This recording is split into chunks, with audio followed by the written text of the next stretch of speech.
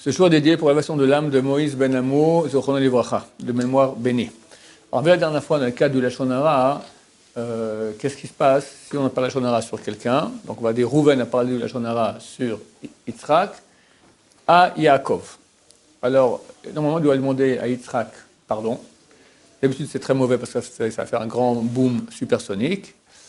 Le Mishnah Berurah dit, le Chafetz Chaim dit, il n'y a pas le choix.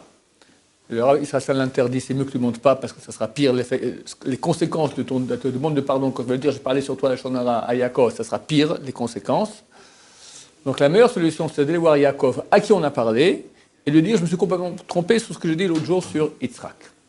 Dans tous les cas où on veut demander pardon à quelqu'un, dans tous les cas où il y a eu un dommage entre l'homme et son prochain, d'accord? Tu as parlé mal sur lui, tu as volé de l'argent, tu l'as blessé, tu l'as fait honte, n'importe quoi, d'accord? Il faut que la personne pardonne. Dans tous les cas, après 3 fois, elle doit pardonner. Si tu as fait vraiment une vraie... Par 3 fois, tu as été avec une vraie délégation, vraiment de façon sincère, en pleurant si possible, qu'il comprend que tu regrettes vraiment, au bout de 3 fois, il doit pardonner. Il y a 2 cas dans lesquels il peut ne pas pardonner même 1000 fois. C'est une revision. Hein. Tu as fait un Motzi Shemra. C'est quoi Motzi Shemra? Tu as fait un Lachon Hara, tu as dit une chose mauvaise sur lui, mais qui est fausse.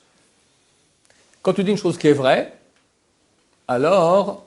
c'est un Lachon Hara. C'est pour ça que les goïms, ils n'ont pas de problème à ça. Les goïms, on peut parler sur un goï, et un goï peut parler sur un autre goï, d'accord, parce que pour eux, du moment que c'est vrai, c'est tout à fait légitime. Sinon, tous les journaux, ils doivent fermer, d'accord, c'est fini. Les journaux, c'est du Lachon Hara, d'accord, c'est un gros morceau de Lachon Hara. D'accord, tout ce qu'il y a de mal qu'on puisse dire sur les gens, on le dit dans le journal. Mais du moment que c'est vrai. Si c'est faux, c'est une diffamation.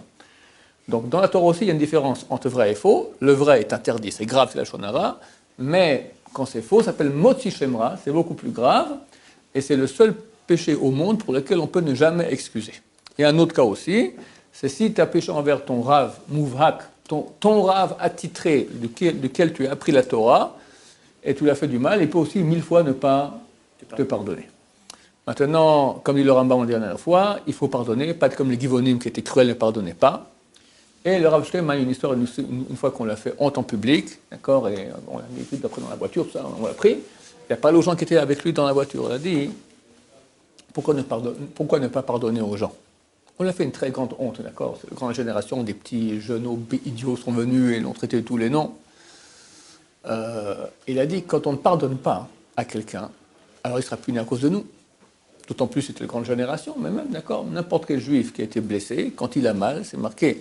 On n'a pas le droit de faire souffrir une veuve et l'orphelin. Dieu dit, parce qu'ils vont crier vers moi et j'écouterai. De toute façon, Dieu, il écoute. Mais là, j'écoute encore mieux et rapidement, je venge leur douleur. Et Chazal, on dit, c'est pas forcément la veuve et l'orphelin. C'est toute personne qui est délicate, qui est sensible, qui a des problèmes, etc. D'accord? Il y a des gens qui sont solides, tu peux des peaux de rhinocéros, tu peux leur mettre toutes les flèches que tu veux, il tient bon. Mais il y en a qui sont sensibles, d'accord? Ces personnes-là sensibles, elles ont été touchées, c'est terrible. Donc, si quelqu'un maintenant, il a souffert, et il ne pardonne pas à celui qui l'a fait souffrir.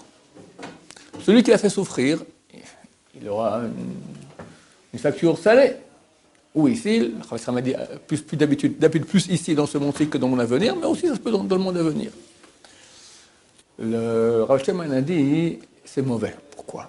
Parce que c'est écrit que si quelqu'un est puni à cause de nous, alors nous-mêmes, on ne peut pas arriver. Il y a dans le ciel, il y a Hachem, il y a le club privé avec Hachem, après il y a un rideau. Et les autres qui sont à l'extérieur. Ce rideau, on appelle le pargone, d'accord?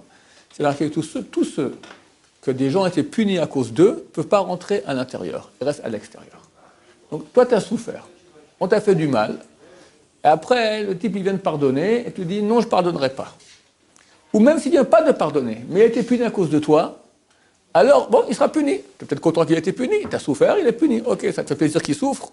Sache que toi aussi, tu seras puni quelque part, parce que tu ne pourras pas rentrer dans le club privé proche d'Hachem. Donc c'est terrible. Ça veut dire que quand quelqu'un nous fait du mal, on doit lui pardonner. C'est pas facile, ça dépend de quelle manière il nous a fait. Il faut comprendre que tout vient d'Hachem. Il est impossible que quelqu'un me fasse du mal si ce n'est pas Hachem qui l'a envoyé. Comment ça se fait? Tu me diras que lui a un libre arbitre. Cela fera l'objet d'un cours ultérieur. Baruch Adonai, l'olam, amen, amen.